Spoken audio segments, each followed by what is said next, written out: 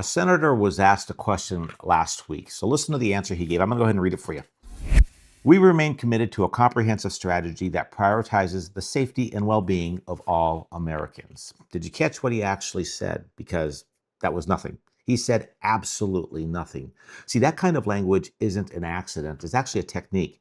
And politicians aren't the only ones who use it. See, your boss uses it, your partner uses it. You've probably used it yourself. And once you know how to spot it, you will never hear a meeting, a conversation, or a news interview the same way again.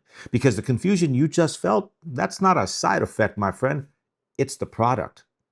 I'm Alan Stafford. I help people think clearly in a noisy world, and this is Think Sharper. Here's what we're going to cover in this video. 3 moves people use to steer your thinking without you noticing in politics, at work, and at home. And they are the label swap, the stretch, and the invisible frame. And I'm going to break down each one with real examples from politics, from the workplace, and from the conversations you have every day with most people. And what I'll do is I'll give you a 30-second test you can run on any statement from anyone in real time. And I call it the translation test. And this isn't about left or right, and it's not just politics. The technique belongs to whoever is speaking. All right? Let me show you what I mean. See, most people think political euphemisms exist because politicians want to be polite, or because the issues are genuinely complicated and they're trying to simplify things for a general audience. And sometimes that's true. You see, diplomatic language is real, nuance is real. But here's how you tell the difference, okay?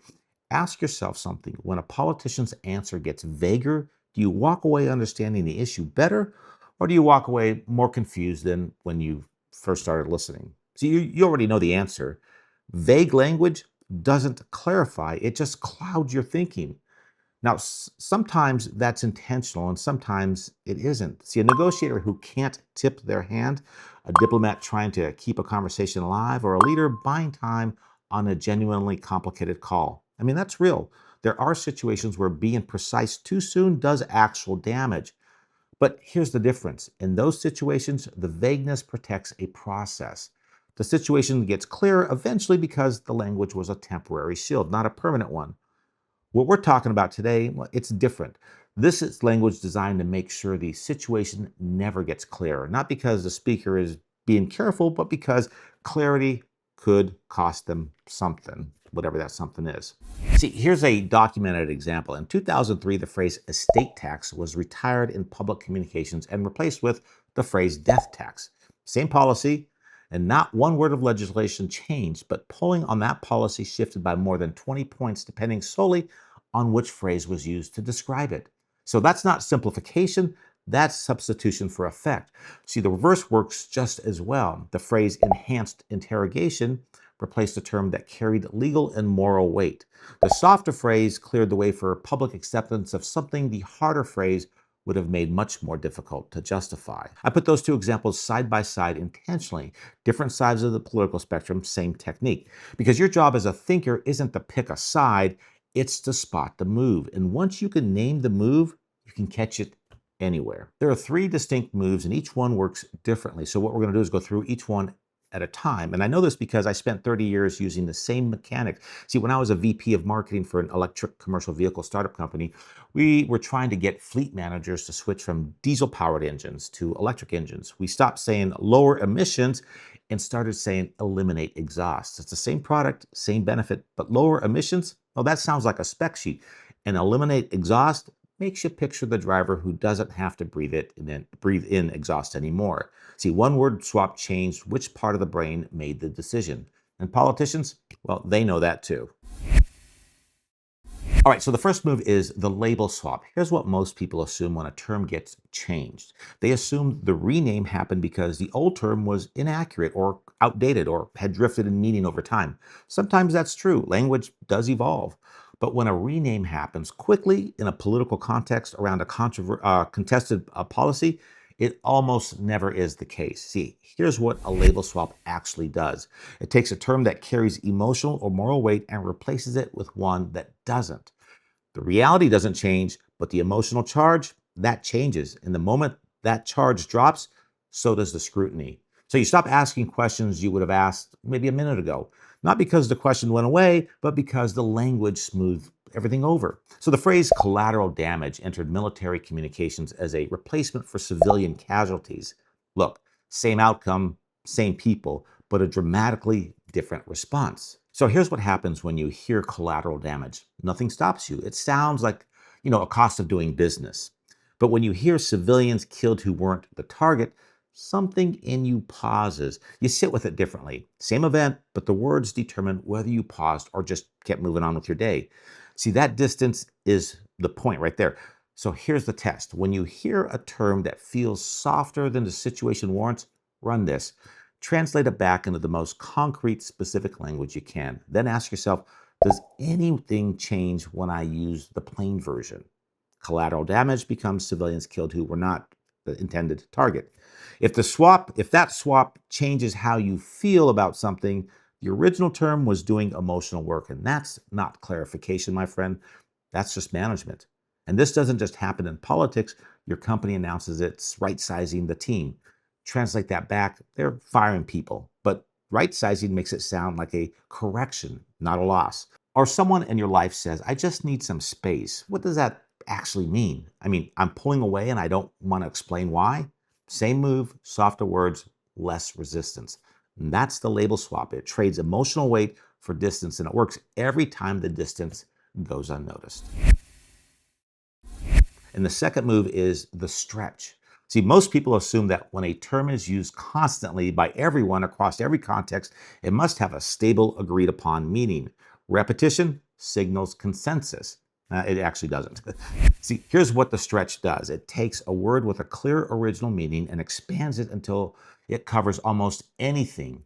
The word keeps its emotional charge, but the precision disappears. So you end up with a term that feels meaningful, that carries weight, that nobody disagrees with, and that commits to absolutely nothing specific, which is exactly why it's useful.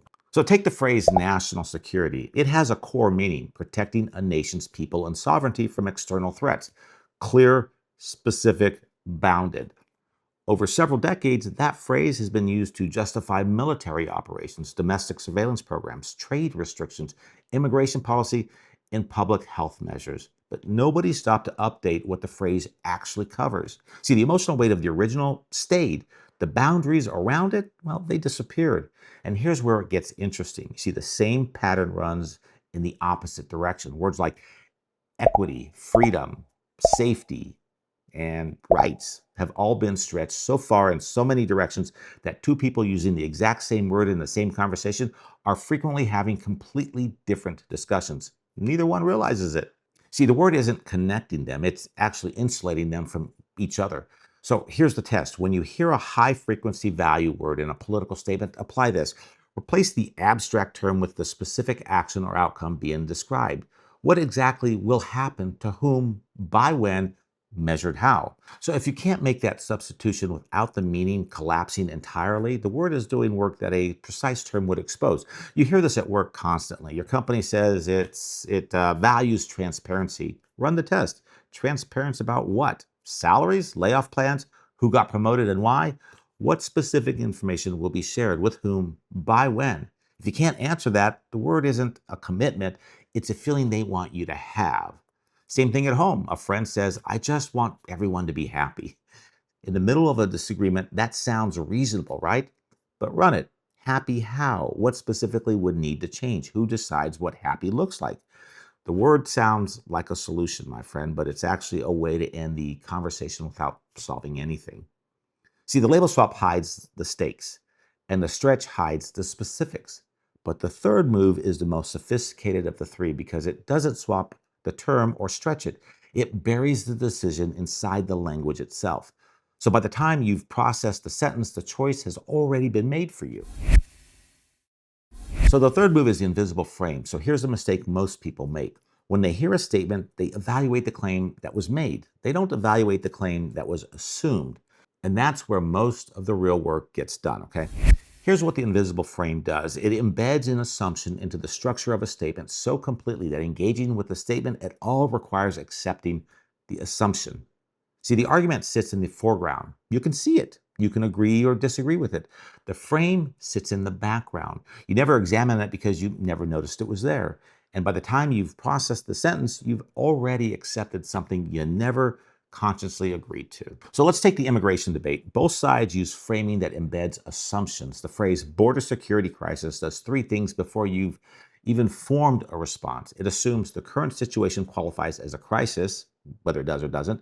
It assumes borders are the correct unit of analysis for the crisis, and it assumes security is the right frame of evaluating the problem. The phrase humanitarian emergency does something different, but the move is exactly the same. It assumes the dominant concern is human welfare rather than national policy. It assumes the situation is an emergency, and it assumes a humanitarian rather than a legal or political lens. Both phrases sound like a description of reality, but both are arguments stressed as descriptions. See, the person who engages with either phrase on its own terms has already accepted the frame, while the other person who catches the frame first gets to decide whether to accept it. And here's the thing. You can catch it once you know what to look for. So here's a test. When you hear a framed statement, ask this question. What would have to be true for this sentence to even make sense? Whatever answers that question are the embedded assumptions, and you examine them the same way you'd examine any other claim. Try it on something simple, like we need to protect our values. So what would have to be true for that sentence to make sense? There would have to be a shared set of values. Those values would have to be currently under threat, and the proposed action would have to protect rather than compromise them. See, three embedded assumptions, none of them examined, and they're doing far more persuasive work than the sentence itself. So this one hits hardest at home. Someone says, why do you always shut down when we talk about money? Well, that sounds like a question, but it's actually not. It's a frame. It assumes you shut down. It assumes it always happens, and it assumes the problem is your reaction, not what triggered it. See, if you engage with that question on its terms, you've already accepted all three premises before you've said a word. At work, same move. Your manager says something like, hey, how can we improve your performance? Well, that assumes your performance needs improving. It assumes the issue is you and not the workload or the resources or the goal. And the frame decided the conversation before it even started. All right, so here's the tool. See the translation test. 3 moves, 30 seconds, and you already know all three. Move 1 is the label swap, okay? Translate the soft term back into plain language. If the meaning shifts, the word was doing the work. And move 2 is the stretch. Replace the big value word with the specific outcome. What exactly happens to whom, measured how? If you can't do it, the word is protecting something. And move 3 is the invisible frame. Ask yourself, what has to be true for this sentence to make sense? Those hidden assumptions are the frame, and you examine them like any other claim. Now let's run it. Let's say a government official announces enhanced border protocols. So the label swap test, translate it back. What specifically is changing? Who does it affect and how? What does it look like on the ground? See, the softness flags a question worth asking, so ask it. A campaign promised to restore the American dream. The stretch test. What specific outcome are we talking about? What would you actually measure to know if it's happened? What's the timeline? See, the abstraction protects the commitment from scrutiny. Your job isn't to make it specific. Let's say a news headline says, leaders debate human rights concerns, okay? The invisible frame test. Whose definition of human rights? Concerns to whom? By what standard? See, the headline sounds like a description of a debate. It's also an argument about which frame is the right one to use. 3 embedded assumptions, none examined before you've even, read past the headline. Now, try it outside politics. Your boss says we need to align on expectations going forward. The label swap. Align on expectations means do what I want. Does the meaning change? Yes. The stretch. What specific expectations? Measured how? By when? You can't answer, see? And then invisible frame, the sentence assumes the expectations are reasonable, that misalignment is the problem, and that it's your job to close the gap. See, 3 assumptions, 0 examination, 30 seconds, same test, works on anyone. That's the translation test. 3 moves, any statement, any speaker. Most people move through language the way they move through a busy street, in a meeting, in an argument, watching the news. They experience it, they react to it, and they accept or reject it based on whether it confirms what they already believe or not. They never stop to ask what the words were doing while they were deciding. the translation test doesn't tell you what to think about any issue. That part is still yours. It was always yours. What it does is slow the language down just long enough for you to see what it's doing before it actually does it. See, a few minutes ago, you didn't have a name for any of this. Now you have three: the label swap, the stretch, and the invisible frame.